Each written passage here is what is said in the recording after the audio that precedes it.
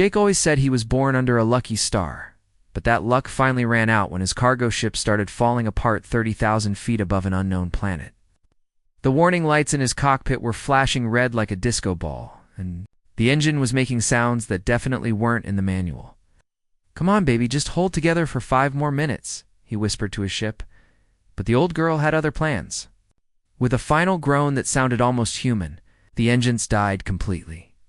Jake had been running a small smuggling operation for 3 years now. Nothing too serious, just moving rare minerals and artifacts between star systems for people who didn't want to deal with government paperwork. It wasn't exactly legal, but it wasn't exactly illegal either. At least that's what he told himself every night before going to sleep. The planet below looked beautiful from up here, swirls of blue, and green covered most of the surface, with white clouds dancing across like cotton candy. It reminded him of Earth, except the continents were shaped differently. And there were 3 moons hanging in the purple sky instead of 1. His ship hit the atmosphere with a bang that rattled every bolt in the frame. So tight his knuckles turned white, trying to steer toward what looked like a flat area near a forest. The ground was coming up fast, too fast. The crash wasn't as bad as it could have been. Jake's ship plowed through some tall grass and came to rest against a group of strange-looking trees with silver bark and leaves that sparkled like diamonds. When the dust settled, he was still alive, which was more than he had expected. Seconds earlier, Jake climbed out of the wreckage and took his first breath of alien air. It tasted clean and fresh, with a hint of something sweet like vanilla. The gravity felt about the same as Earth, maybe a little lighter. He could definitely get used to this place. That's when he saw them coming through the trees. At first, Jake thought his eyes were playing tricks on him. The beings walking toward him looked almost human, but their skin had a soft blue glow like moonlight on water. They were tall and graceful, with large eyes that seemed to sparkle with intelligence. Their movements were smooth and peaceful, like they were floating instead of walking. Jake's hand moved instinctively toward the weapon on his belt, but something stopped him. These beings didn't look dangerous at all. In fact, they looked concerned. One of them, a female with skin that shifted between blue and silver, stepped forward and made a sound that was almost like singing. "Are you injured, traveler? From the stars?" she asked, and Jake nearly fell over. Not only could he understand her words, but her voice was the most beautiful thing he had ever heard. It had layers to it, like a whole choir singing in perfect harmony. "I'm okay," Jake replied, trying to sound casual despite the fact that he was talking to an alien for the first time in his life. "Just a little shaken up. My ship had some technical difficulties." The female tilted her head, studying him with those large, curious eyes. "You speak strangely," she said. "Your words have only 1 layer, but they feel ... different somehow. Are all beings from your world like this?" Jake wasn't sure what she meant about layers, but he nodded anyway. "Pretty much. I'm Jake, by the way, Jake Cooper." "I am Zara," she replied, and when she spoke her name, it sounded like wind chimes in a gentle breeze. "Oh." "We felt your vessel's distress as it fell from the sky. Come, our healers will tend to your wounds." As they walked through the forest, Jake couldn't stop staring at these incredible beings. There were about a dozen of them, all moving with that same graceful flow. Their clothes looked like they were woven from liquid starlight, and every time they spoke to each other, their voices created beautiful harmonies that made Jake's heart skip a beat. "This is amazing," Jake said, looking around at the landscape. The trees were all different colors, some silver, some gold, some a deep purple that seemed to pulse with its own light. "What do you call this place?" "This is Viridian," Zara explained. "The 3rd world of our star system. We are the Viridians, children of the singing winds and the dancing lights." As they walked, Jake noticed something odd about the way the Viridians talked. Every word they spoke had that same musical quality, like they couldn't help but tell the truth in the most beautiful way possible. It was actually kind of annoying after a while, like listening to people who were too perfect. They arrived at a settlement that looked like it had grown out of the ground itself.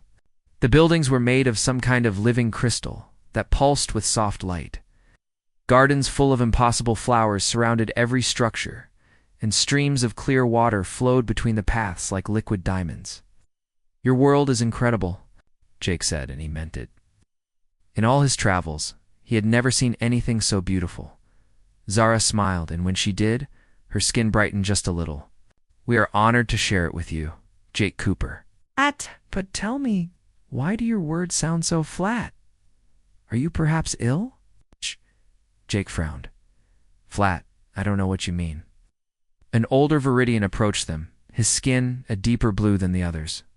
"Young Zara speaks truth," he said, in a voice like distant thunder. "This being's words carry no harmony of truth. They exist in a single dimension, without the music of certainty."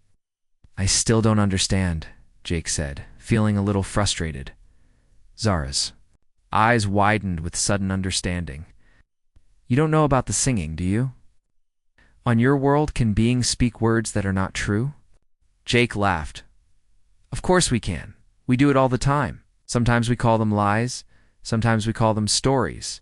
Sometimes we call them negotiations. It depends on the situation." The Viridians all stepped back, as if Jake had just grown a second head. Their skin color shifted to deeper, more worried shades of blue. "This is impossible," the older Viridian whispered. "How can a being speak words that are not true, but not cause great pain?" "Pain?" Jake was getting more confused by the "Minette, why would it cause pain?" Zara moved closer, her scientific curiosity overcoming her fear. "Show us," she said quietly. "Speak words that are not true." Jake shrugged. "Okay, sure. The sky is green." The moment those words left his mouth, every Viridian in the area made a sound like a broken harp string. Their skin shifted to a dark, almost purple shade, and several of them actually staggered backward. "Incredible," Zara breathed. "You spoke false words, but you feel no pain. Your skin does not change color. Your voice maintains its single dimension. How is this possible?" That's when it hit Jake like a lightning bolt. These beings couldn't lie. They were physically incapable of it. Every word they spoke was the absolute truth, accompanied by some kind of biological verification system that made deception impossible. And Jake, a man who had built his entire life on bending the truth, was the only being on this planet who could. A slow smile spread across his face as the possibilities began to unfold in his mind. He was looking at the biggest opportunity of his entire life, and these beautiful, innocent beings had no idea what was coming. "Don't worry about it," Jake said, his voice smooth as silk. "Where I come from, we call it creativity. It's a gift that allows us to imagine things that don't exist yet. It's how we create art and stories and dreams." Zara's skin brightened with fascination. "A gift," she repeated. "How wonderful. You must teach us about this creativity, Jake Cooper.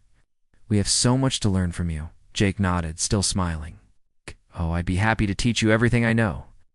And deep in his heart, Jake knew that he was about to become the richest man in the galaxy.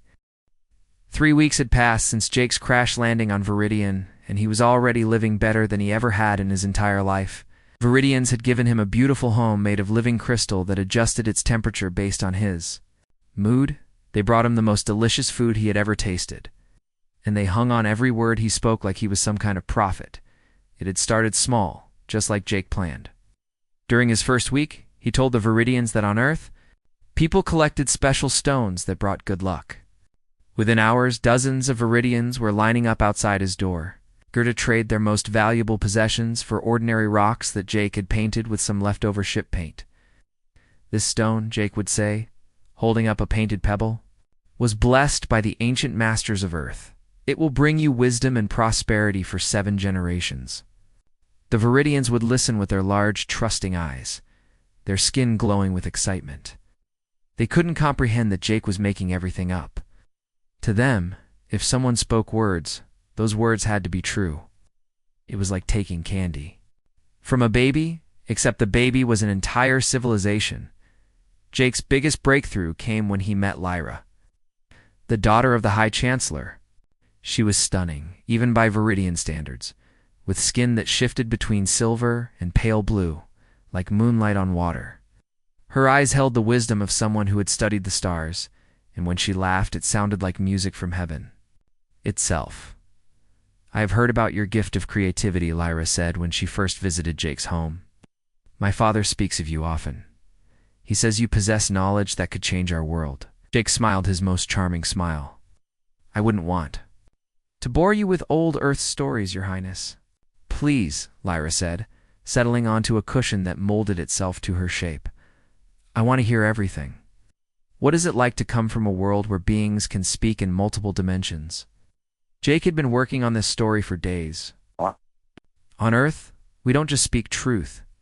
We speak potential truth. We imagine things that could be real, and sometimes, by speaking them, we make them real. It's called the art of possibility. Lyra's skin brightened with fascination. Show me, she whispered. Jake stood up and walked to the window, looking out at the 3 moons hanging in the purple sky. On Earth, we have legends of people who could speak to the stars themselves. They would tell the stars stories, and the stars would listen. Sometimes, if the story was beautiful enough, the stars would grant wishes. That's incredible, Lyra breathed. Can you speak to our stars? Jake turned back to her, his expression serious. I've been trying since I arrived, but your stars speak a different language. I need to study them to understand their patterns. It requires special instruments and ... research funding. Within a week, Lyra had convinced her father to establish the Earth Cultural Research Foundation, with Jake as its director. Suddenly, Jake had access to more wealth than he had ever dreamed of. The Viridians threw money at him like he was collecting rainwater in a bucket, but Jake wasn't satisfied with just one source of income. He started visiting the Scientific Institute, where he met Zara again. The brilliant scientist was still fascinated by Jake's ability to speak false words, as she called them. I've been thinking, Zara said one afternoon, as they walked through the Institute's gardens. If beings on your world can speak words that are not true, then your minds must work completely differently from ours. You must be able to imagine things that don't exist. Exactly, Jake said, seeing another opportunity. On Earth, we call it theoretical science. We imagine experiments that haven't been done yet, and then we make them real. I could teach you, but it would require setting up a special laboratory. Zara's excitement was infectious. Her skin glowed so brightly that Jake had to squint. Would you really do that? Would you share your knowledge with us? Of course, Jake said, putting his hand on her shoulder. I would need to import some equipment from Earth. Special tools that can measure things that don't exist yet. Within days, Jake had another funding source. The Scientific Institute was sending him regular payments for theoretical research equipment that would never arrive because it had never existed in the first place. Jake's third major score came through a wealthy merchant named Kira. She owned half the trading routes in the southern continent and had heard rumors about this amazing human who could predict the future through creative visualization. I've heard you can see things that haven't happened yet, Kira said when she visited Jake's increasingly luxurious home. Is this true? Jake nodded solemnly. It's a dangerous gift. On Earth, we call it prophecy. But I only use it to help people I care about. Kira leaned forward eagerly. What do you see in my future? Jake closed his eyes and made a show of concentrating. I see ... expansion, great wealth coming from the Northern Territories. But only if you invest in the right opportunities. There's a trading post that will be built next spring, right at the intersection of 3 major rivers. If you could secure the rights to that location. Of course, Jake had no idea if there were any rivers in the north, let alone 3 of them. But Kira believed every word. She paid him enormous consultation fees and started making investments based on his completely fictional predictions. The money was pouring in from all directions. But Jake was getting greedy. He started telling each of his new friends that he was developing special feelings for them. He convinced Lyra that she was destined to be his queen when they traveled to Earth together. He told Zara that she was the most brilliant scientist he had ever met and that they would make beautiful discoveries together. He promised Kira that she would become the richest trader in the galaxy if she stayed close to him. Each woman believed. She was the only one who truly understood Jake's gift. They started competing with each other to spend time with him, which only made Jake more valuable in their eyes. The lies were getting more elaborate by the day. Jake had created entire fictional histories about Earth's government, its technology, and its culture. He told the Viridians that Earth had cities that floated in the sky, powered by the dreams of sleeping children. He described universities where students learned to paint with solid light and gardens where flowers sang lullabies. To the stars, everything Jake said was complete nonsense, but the Viridians absorbed it all like sponges. They started changing their own society to match what they thought Earth was like. They built dream-powered generators that didn't work and started trying to teach their flowers to sing. Jake was living like a king. But something strange was happening. To him, late at night, when he was alone in his crystal palace, he would look out at the three moons and feel a weird twisting in his stomach. The Viridians trusted him completely, loved him completely. And he was betraying that trust every single day. Lyra would visit him and tell him about her dreams of seeing Earth, her eyes shining with hope. Zara would show him her research notes. So excited to share her discoveries with someone who understood her passion, Kira would bring him gifts from distant lands. Grateful for his guidance, they were all so pure, so innocent, so completely unprepared for someone like Jake, and every day. Jake's lies got bigger and more complicated, like a house of cards that was growing taller and taller. He pushed the guilt away by counting his money and admiring his reflection in the mirror. He was the richest, most powerful human in the galaxy, and he had done it all with nothing but words. What could possibly go wrong? 6 months after his arrival on Viridian, Jake was living a life that would have made kings jealous. His crystal palace had grown into a massive estate with gardens that stretched to the horizon. Servants brought him exotic foods from across the planet, and his personal wealth was beyond counting. But managing his empire of lies was becoming harder than running a three-ring circus. The problem wasn't the money that kept flowing in like a river after a storm. The problem was keeping track of all the different versions of himself that he had created. To Lyra, he was Jake the romantic, destined to rule beside her as king and queen of two worlds. To Zara, he was Jake the scientist, a brilliant researcher, who would revolutionize their understanding of the universe. To Kira, he was Jake the prophet, a mystical being who could see the future and guide her to unimaginable riches. Each role required different stories, different promises, and different personalities. Jake felt like an actor playing 3 different characters in 3 different plays, all at the same time. "My darling," Lyra said during one of their evening walks through his gardens, "when will we begin our journey to Earth? I've been dreaming about your homeland every night." Jake took her hand, which felt as soft as silk and glowed with a gentle warmth. "Soon, my love. But first, I need to prepare the way. Earth's government requires special permissions for royal visits. I'm working with the High Council of Earth to arrange everything." Of course, there was no High Council of Earth. Jake had invented it 3 months ago when Lyra started asking too many questions about his home planet. But she believed every word, her eyes shining with trust and excitement. The next morning, Jake had to switch personalities completely when Zara arrived at his laboratory. She had been working day and night on her research into theoretical science, a fake field of study that Jake had created to keep her busy. "Jake, I've made a breakthrough," Zara announced, her skin practically glowing with excitement. "I think I understand how your mind works when you speak words that aren't true. It's like you're accessing a parallel dimension where different possibilities exist." Jake nodded seriously, even though he had no idea what she was talking about. "That's exactly right, Zara. On Earth, we call it quantum imagination. Very few humans can do it safely. Could you teach me?" Zara asked eagerly. "I want to learn how to access these parallel dimensions." "It's dangerous," Jake warned, making his voice sound concerned.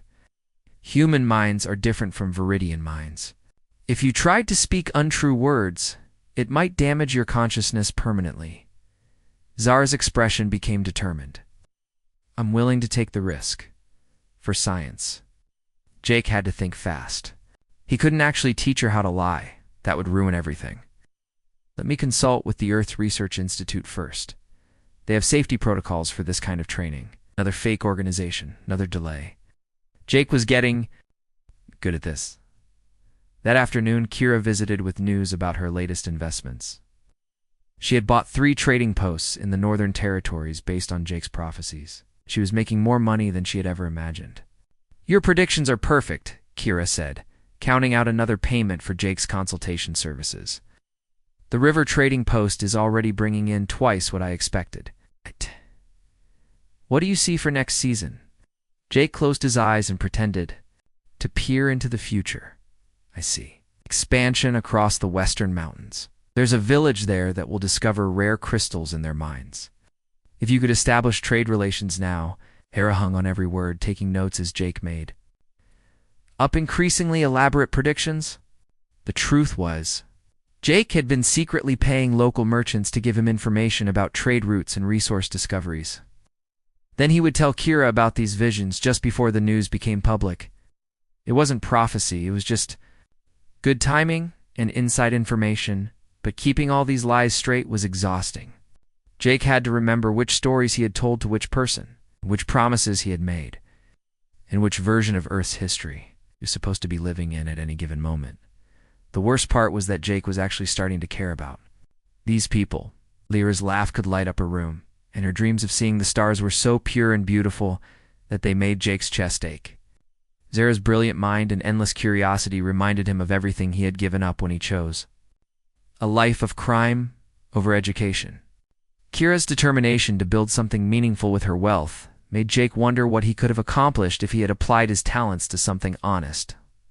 Late at night, Jake would lie awake in his luxurious bed, staring at the 3 moons through his crystal ceiling. The guilt was like a weight in his stomach that got heavier every day. These people loved him, trusted him, believed in him. He was destroying their lives piece by piece. But then morning would come, and Jake would see his reflection in the mirror. He was the richest, most powerful person on the planet. He had everything he had ever wanted. The guilt was just a small price to pay for success, right? The lies were getting more complex by the day. Jake had created entire fictional governments, universities, and technologies. He had invented Earth's history, its culture, and its future. The Viridians were starting to change their own society to match what they thought Earth was like. They built machines that were supposed to run on dream energy because Jake had told them that's how Earth's technology worked. They started trying to teach their children to speak in multiple dimensions because Jake had said that's how humans communicated. They even began construction on a massive spaceport where Jake would supposedly welcome visitors from Earth. Everything they were doing was based on Jake's lies, and it was all going to come crashing down eventually. But Jake pushed that thought away. He was too deep in now to stop. He had to keep the lies going, no matter what. The 3 women in his life were becoming more attached to him every day, each believing she was the most important person in his world. They started asking more questions, wanting to know more about his past, his family, his plans for the future. Jake created elaborate stories about his childhood on Earth, his education at the University of Advanced Creativity, and his important mission to bring peace between worlds. Every lie required 10 more lies to support it, and Jake was building a tower of deception that reached toward the stars. He told himself that he was making everyone happy. Lyra was excited about their future together. Zara was thriving in her research. Kira was becoming the richest trader on the planet. Everyone was getting what they wanted, so what was the harm? But deep down, Jake knew the truth. He was living on borrowed time. Sooner or later, someone would ask a question he couldn't answer, or make a connection he couldn't explain, or discover a lie he couldn't cover up. And when that happened, Jake's perfect world would collapse like a house of cards in a hurricane. But for now, he was still the king of his crystal palace, surrounded by people who adored him and believed every word he said. Ow. Tomorrow's problems could wait until tomorrow, tonight. Jake Cooper was living the perfect lie. Jake's perfect world started crumbling on a Tuesday morning when he saw something that made his blood run cold. A silver ship was descending from the sky, and it looked exactly like the diplomatic vessels he remembered from Earth's official fleet.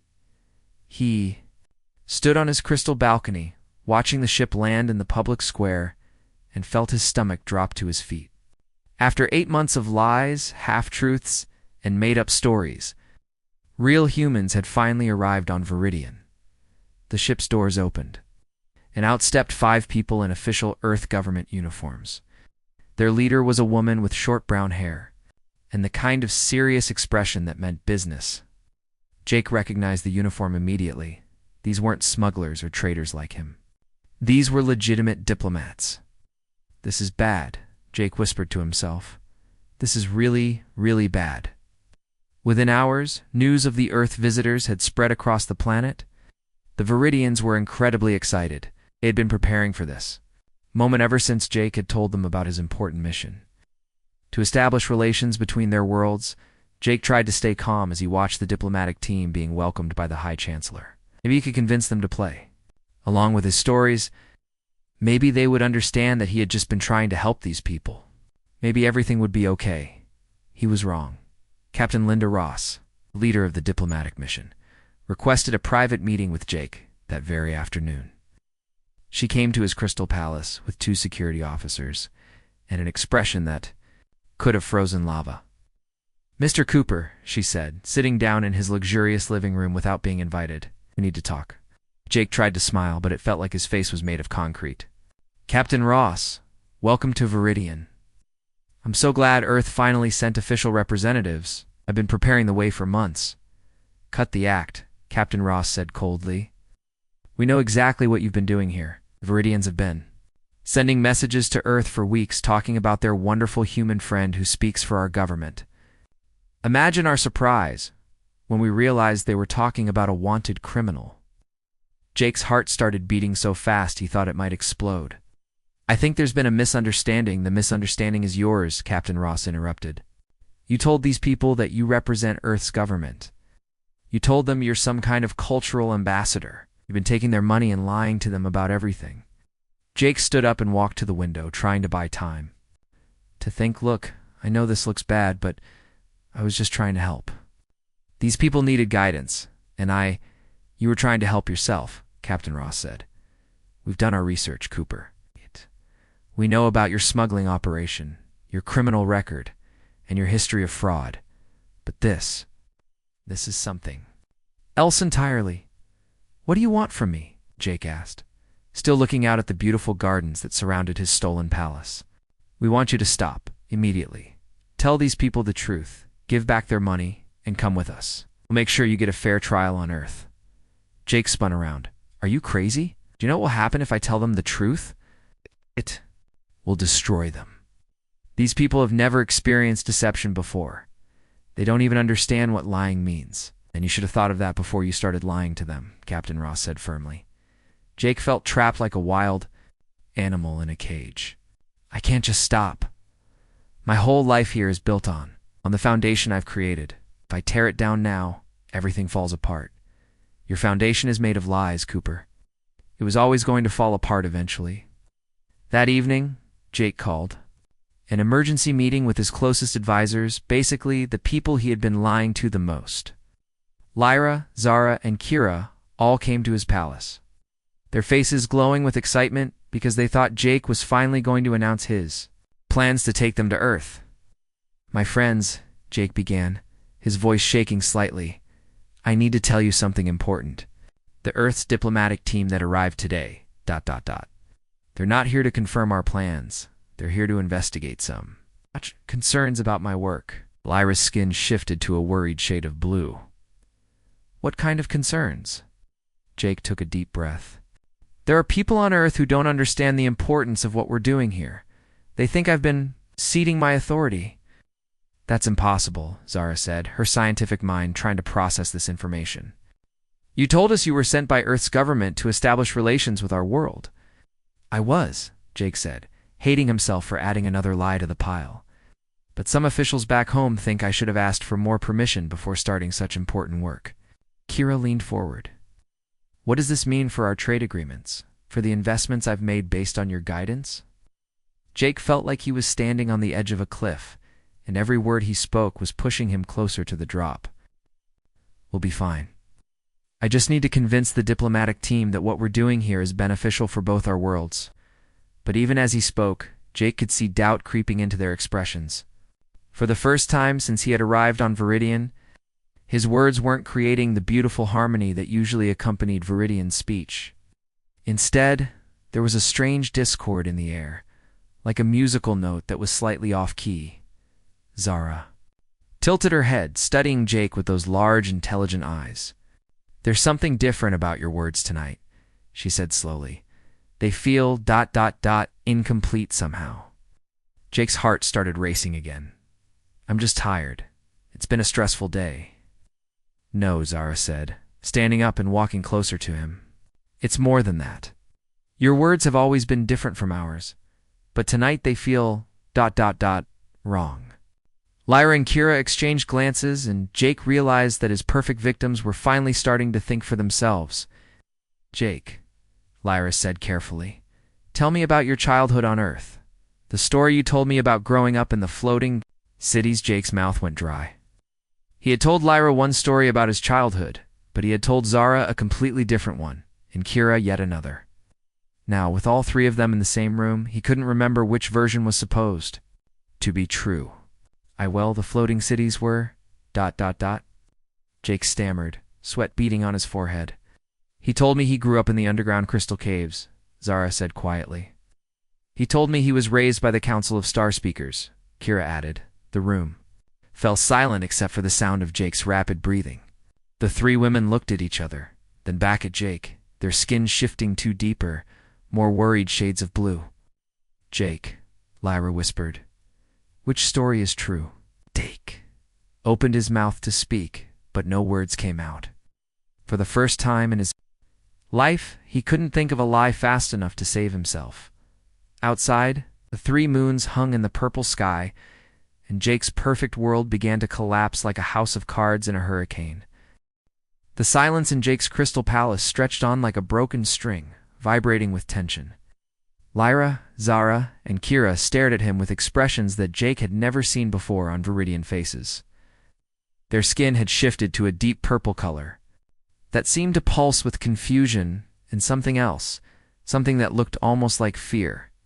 "Answer us, Jake," Lyra said, her voice no longer carrying its usual musical harmony. "Which story about your childhood is true?" Jake felt like he was drowning in his own lies. His mouth opened and closed, but no words came out. For 8 months he had always had an answer, always had another story ready. Now, facing the three people he had deceived most deeply, he found himself completely speechless. "They're all true in a way," he finally managed to say. "On Earth, we experience time differently. We can have multiple childhoods, multiple histories." Even as the words left his mouth, Jake knew how ridiculous they sounded. But he was desperate, grasping at any explanation that might save him. Zara stepped closer, her scientific mind working like a machine. "No," she said slowly. "That's not how time works. That's not how anything works." "Jake, you've been speaking words that aren't true, haven't you? You've been lying to us?" The word lying hung in the air like a thunderclap. The three women had never used that word before, had never even understood what it meant until this moment. "Jake," Kira said, her voice shaking, "the trading posts you told me to buy, the prophecies you gave me, were those ... lies too." Jake's legs felt weak. He sat down heavily in his crystal chair, which no longer felt like a throne, but more like a prison. "I can explain everything. Just give me a chance to." "The Earth Cultural Research Foundation," Lyra interrupted, her skin now almost black with emotion. "The money my father gave you, the wedding we planned, the journey to Earth you promised me, all of it was lies."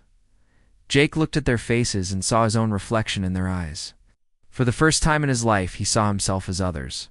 Saw him not as a clever con artist, but as a monster who had stolen their trust and twisted their love into something ugly. "I never meant to hurt anyone," Jake said quietly. "Just ... I needed to survive. And then things got complicated." Zara's voice was sharp with newfound understanding. "You destroyed our understanding of reality itself. You changed our entire civilization because of your lies. You built machines that don't work, created technologies based on fiction, restructured our society around stories that never happened." The next morning, Captain Ross arrived at Jake's palace with her security team. She had heard about the confrontation from the High Chancellor, who had been informed by his daughter.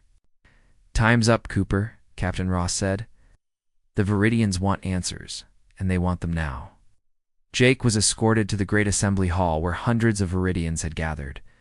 Their skin was a mixture of deep blues and purples, colors Jake had never seen before.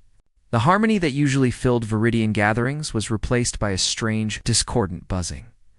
The High Chancellor stood at the center of the hall, his usually calm demeanor replaced by something that looked almost like anger. "Jake Cooper." "Of Earth," he said, his voice echoing through the crystal chambers, "you stand accused of speaking false words, of lying, deliberately deceiving our people." Jake stood in the center of the hall, feeling smaller than he had ever felt in his life.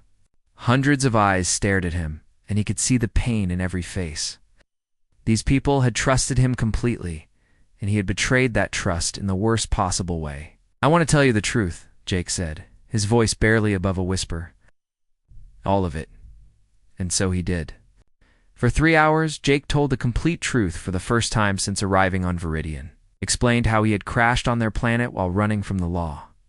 He told them about his criminal past, his history of fraud, his decision to take advantage of their inability to lie.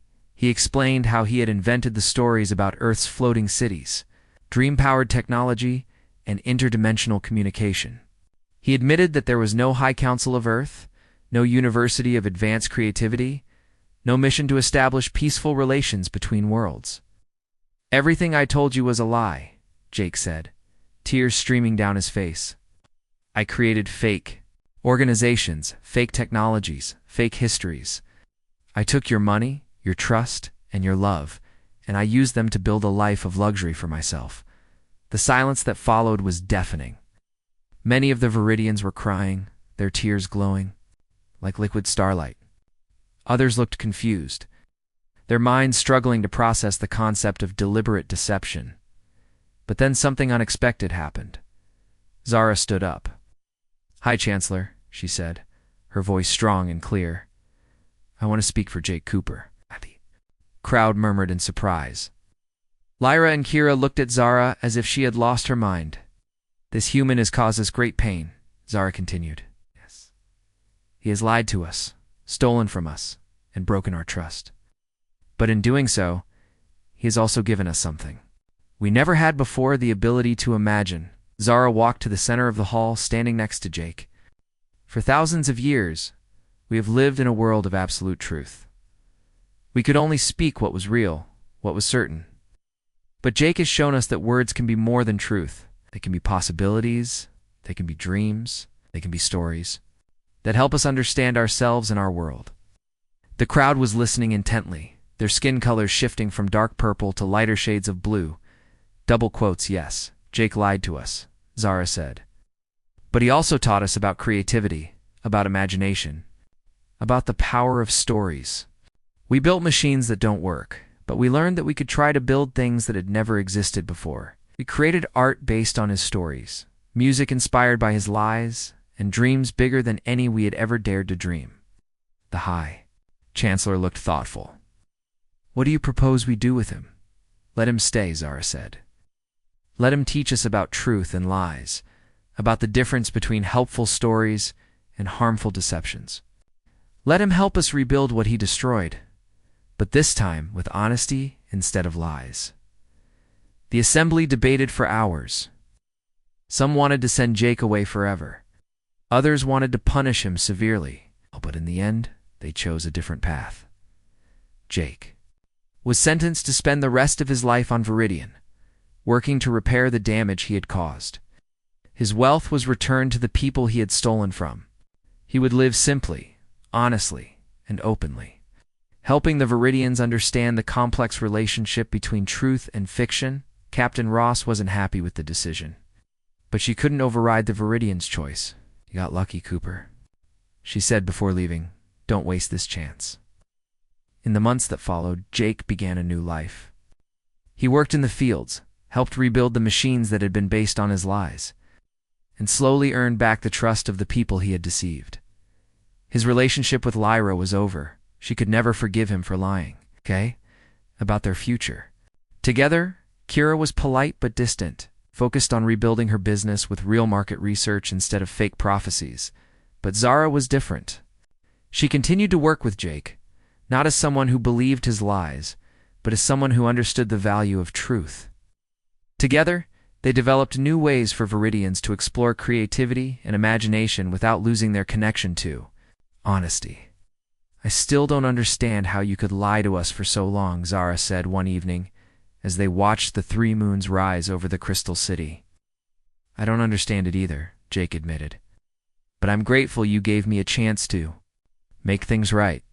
Jake Cooper had lost his empire of lies, but he had gained something much more valuable: the opportunity to build a life based on truth, respect, and genuine connection.